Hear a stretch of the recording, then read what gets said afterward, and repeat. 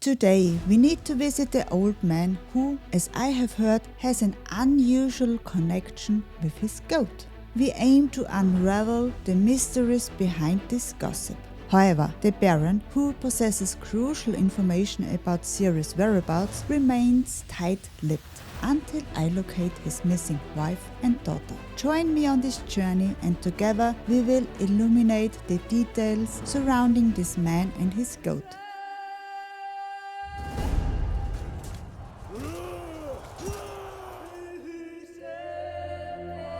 Dear Diary, after my audience with the Baron, it seemed that the people in town, including the soldiers, at least tolerated my presence. The gates were open and I could walk freely without anyone running away or hiding. Of course, there were still the nasty little comments I heard everywhere I went. This be the Witchman, freak of nature. It sucks, but I'm used to it by now, and there's nothing I can do about it, so I choose to ignore them. As soon as the sun rises, I make my way to the goatman in the woods. As I arrived there, I found some man banging on his door. We'll get there.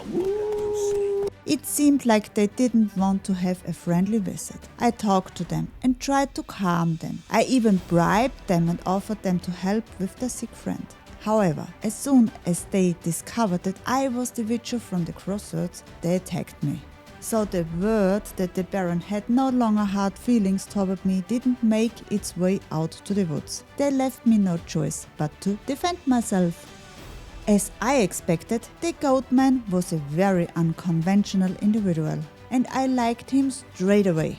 We engaged in conversation and I asked him about the talisman. He immediately recognized it as Anna's talisman, asserting that he crafted it to shield her from all the surrounding evil, especially malevolent magic. This aroused my curiosity and I need keep that in mind.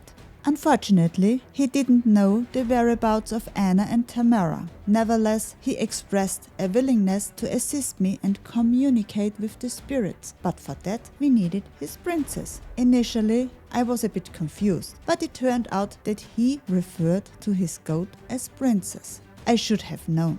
However, Princess was missing, and so my next task became clear. Go and find that goat. The old man gave me a bell to summon Princess, as I'm unable to bring a goat back without it.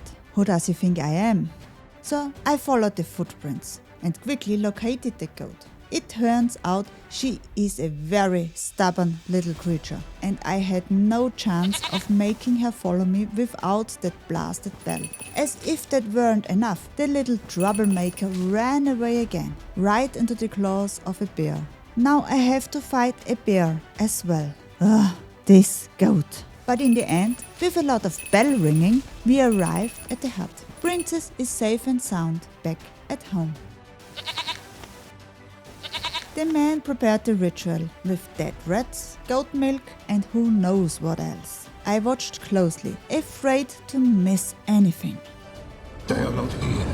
There is blood. Blood. I see blood. Whose? No Anna, no Tamara, just a child. However, the only thing he told me was, A child that lives not, yet did not die. was this some kind of riddle? Whose child? At least this question the old man could answer. Anna was pregnant and she miscarried. He hinted that the Baron abused his wife, leading to this miscarriage. The child was buried in a shallow grave and turned into a botchling.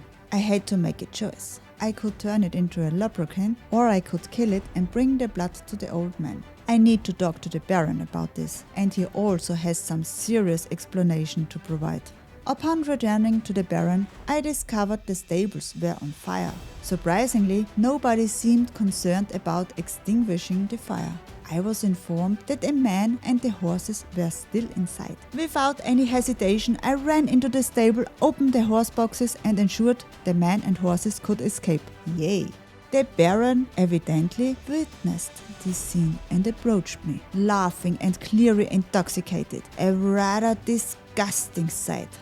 We ended up in a heated argument and eventually I dunked his head into some cold water to sober him up. I confronted him, empathizing that he was a liar and stressing the importance of honesty if he expected me to locate his family.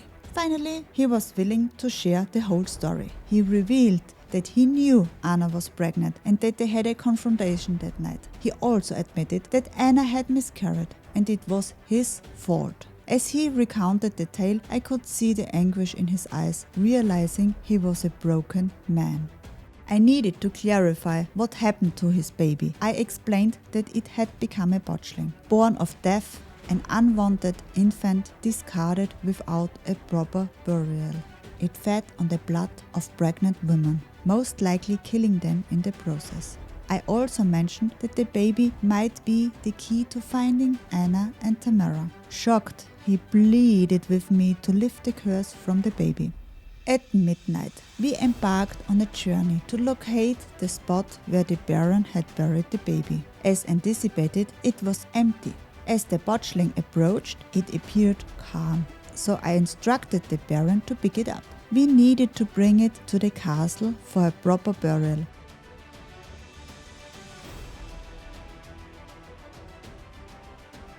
Despite some difficulties on the way, we managed to reach the castle.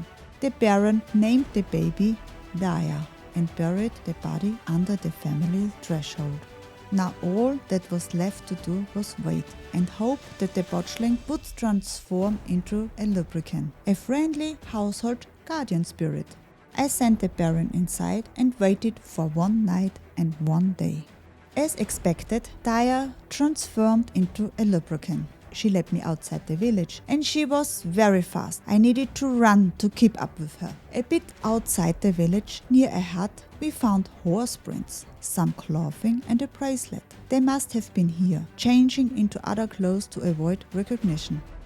Daya led me further into the woods. On the road, she stopped. There was a dead horse on the ground. Quite a mess. Only a big and powerful creature could have done that. However, Daya led me even further. She stopped at the door of a fisherman's hut and signaled that I should go inside. The people were scared. I assured them that I only wanted to help the women and asked them to tell me anything they knew. They cooperated. Tamara is now in Oxenford, hopefully doing well. They didn't know exactly where Anna was. They got separated and the last they saw, Anna had fiery marks on her hands. I had seen those marks before at Crookback Bog. Could it be? Is Gran, whom I met at Crookback Bog, Anna? Did the crones came for her because she lost the talisman? We will find out soon. I thanked Daya and she glided away, leaving me to my thoughts. Yours faithfully, G. I hope you enjoyed the story of Geralt's secret diary and his journey to find Ciri. How did you decide? Did your Geralt transform the botchling into Daya? Please share your thoughts in the comments. Also, don't forget to hit that subscribe button if you don't want to miss the next episodes. Take care and see you in the next one.